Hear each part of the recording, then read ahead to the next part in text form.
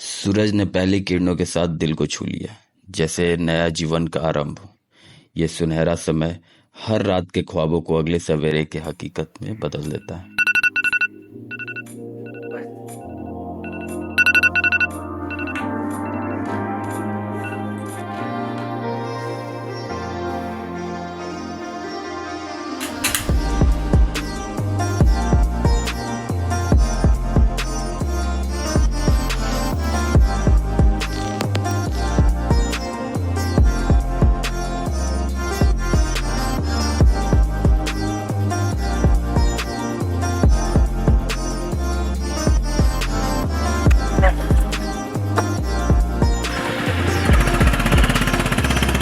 नया सफर, नई कहानी। इस बार गंगा की ओर, पटना से वाराणसी की ओर। बनारस, भारत का आध्यात्मिक शहर, जहां जिंदगी और मौत दोनों का जश्न बराबर दिखाई देता है। वो शहर जहां आज भी भोर में सूर्य निकलने से पहले घाटों पर भीड़ लग जाती है। जी हाँ, यह है बनारस।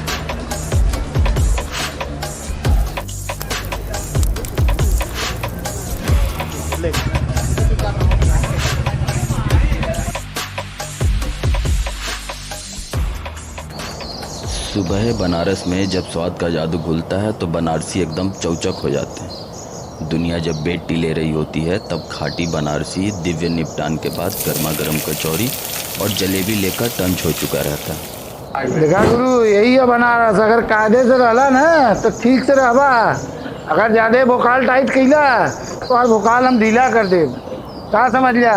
ठीक हो कि नहीं, याद रखे। जी हाँ, ये है बनारस और ऐसे ही होते हैं यहाँ की बनारसी। सीधे और सहज परंतु ठसक भरपूर। तो आइए हम और आप संपूर्ण काशी का दर्शन करते हैं। यह वही कॉरिडोर है 2019 में हमारे प्राइम मिनिस्टर श्री नरेंद्र मोदी जी ने इसका उद्घाटन करवाया था। सन 1780 में इंदौर के महारानी अहिल्याबाई होलकर जी ने काशी विश्वनाथ जी के इस मंदिर का निर्माण करवाया था। सोने से लिपटा हुआ बाबा विश्वनाथ जी का मंदिर देखकर ही होश उड़ जाते हैं। भोलेनाथ के 12 ज्योतिर्लिंगों में से काशी विश्वनाथ जी 7वें ज्योतिर्लिंग हैं। इस ज्योतिर्लिंग में शिव और शक्ति दोनों ही विराजमान हैं। मंदिर के गर्भगृह में 36 किलो सोना लगा हुआ है। कहते हैं जब कोई बनारस जाता है तो 2 जगह जाना नहीं भूलता, एक गंगा मैया का तट और दूसरा बाबा विश्वनाथ का पट। बाबा विश्वनाथ जी के दर्शन तो मैंने आप सभी को करा दिए। आइए अब मैं आपको बनारस की घाटों की ओर लेकर चलता हूँ, क्योंकि बनारस में कुछ 84 घाट हैं और यहाँ पर बोट राइड करते हैं, नौका विहार। पता है क्यों? क्योंकि स्वयं श्री राम जी ने माता सीता के साथ नौका विहार किया था। ये आप देख रहे हैं, ये है अलग अलग घाट। हनुमान घाट, माता आनंदी माई घाट, जानकी घाट, 80 घाट और भी बहुत सारे अनेक घाट आते हैं, जैसे कि ये है तुलसी घाट। और इसी घाट पर तुलसीदास जी ने हनुमान चालीसा और रामचरितमानस की रचना भी की थी। और मान्यता है कि तुलसीदास जी ने इसी घाट पर अपना शरीर भी त्यागा था। और ये है हरिश्चंद्र घाट। सत्यवादी राजा हरिश्चंद्र जी के नाम पर यह घाट है। इसी घाट पर वो डोम राजा के यहाँ लोगों को जलाने का नौकरी किया करते थे। एक बार तो उनकी स्वयं की पत्नी आई थी, उनके ही पुत्र का दाह संस्कार कराने के लिए। उन्होंने कहा, पैसों के बिना मैं अपने पुत्र को भी नहीं जला सकता। तो उनकी पत्नी ने अपने साड़ी का पल्लू फाड़ कर दिया। सत्यवादी राजा हरिश्चंद्र के ये सत्यता देखकर ब्रह्मा विष्णु प्रकट हुए और इसी घाट से उनको स्वर्गस्थ शरीर प्रदान करा।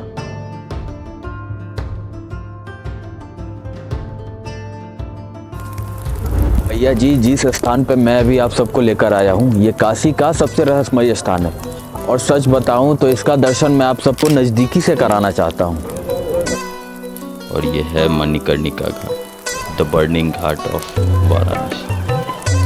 और सच कहूँ तो इसी स्थान को देखने के लिए मैं भी बनारस आया हूँ, जहाँ पर लाशों का जलने का सिलसिला कभी नहीं थमता।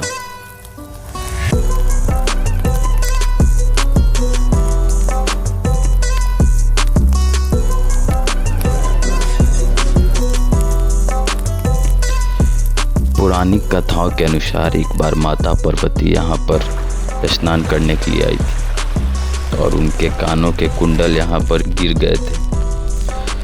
उस समय यहाँ पर 7 ब्राह्मण उपस्थित थे। महादेव ने उन सभी को कानों का कुंडल खोजने के लिए कहा।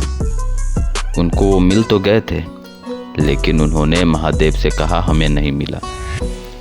ये बात सुनकर महादेव को अत्यंत क्रोध आया और उन सभी को श्राप दे दिया कि जाओ तुम चंडाल बन जाओ और लोगों को जलाने का कार्य संभालो। तब से लेकर आज तक वही डोम जाति के यहाँ पर लोगों को जलाने का कार्य संभाल रहे हैं। मान्यता है कि आज भी चीता को पहली 5 लकड़ियाँ डोम का राजा ही देता है। मैंने ये भी सुना है कि स्वयं देवों के देव महादेव मृत व्यक्ति के कानों में जाकर तारक मंत्र कहते हैं। तारक मंत्र यानी राम नाम, और उनको मोक्ष प्रदान करते हैं।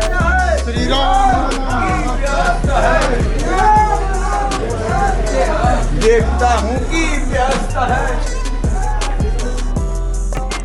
दोस्तों, घाटों की लिस्ट तो बहुत लंबी है, अब किस किस को मैं आपको दिखाऊं? ये तो यहाँ पे आपको खुद ही आकर एक्सपीरियंस करना पड़ेगा। तो भैया जी, अभी हम आए हैं बनारस के सबसे फेमस लस्सी दुकान, जो कि है ब्लू लस्सी शॉप। और अगर आप बनारस आते हैं ना, तो यहाँ का लस्सी एक बार ज़रूर ट्राई कीजिएगा। मस्ट विजिट प्लेस है ये। 150 से भी ज़्यादा वेराइटी की लस्सियाँ यहाँ बनाई जाती है, और इस शॉप को खास बनाती है यहाँ की दीवारें।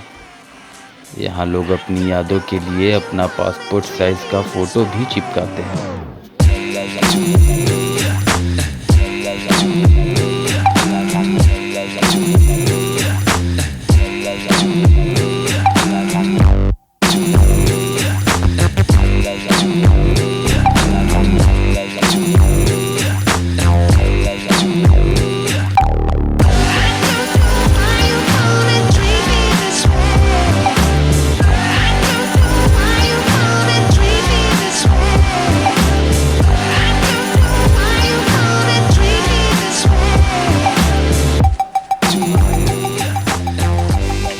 क्या आपको पता है, जब तक बनारस की गलियां आप नहीं देखोगे तब तक वाराणसी का ये ट्रिप आपका पूरा नहीं माना जा सकता।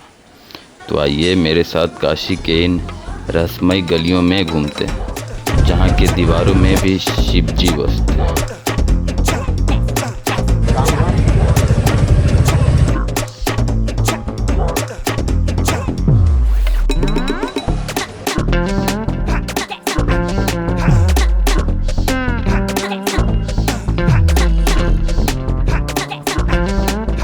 भैया जी, अब हम यात्रा के आखिरी पड़ाव पर आ चुके हैं। चाहे कोई दिन में कहीं भी घूमे काशी में, रात के समय सब इकट्ठा हो जाते हैं दशाश्वमेध घाट माता गंगे की आरती का दर्शन करने के लिए।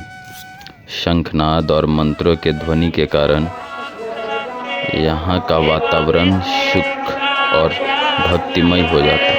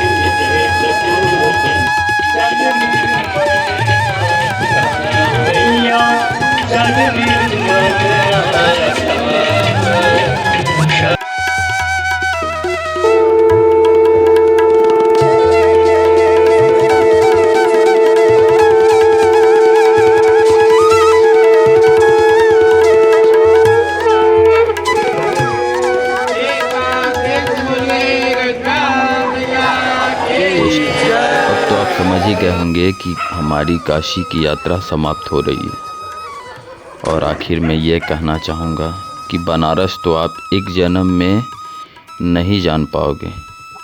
हाँ, एक बात और वो ये कि बनारस आपको सिर्फ इंटरनेट पर नहीं मिलेगा। बनारस के जानल चाहत हुआ तो बनारस आवे के पड़ी। तो राजा देर मत करा और चल अब घूमे बनारस। हर हर महादेव।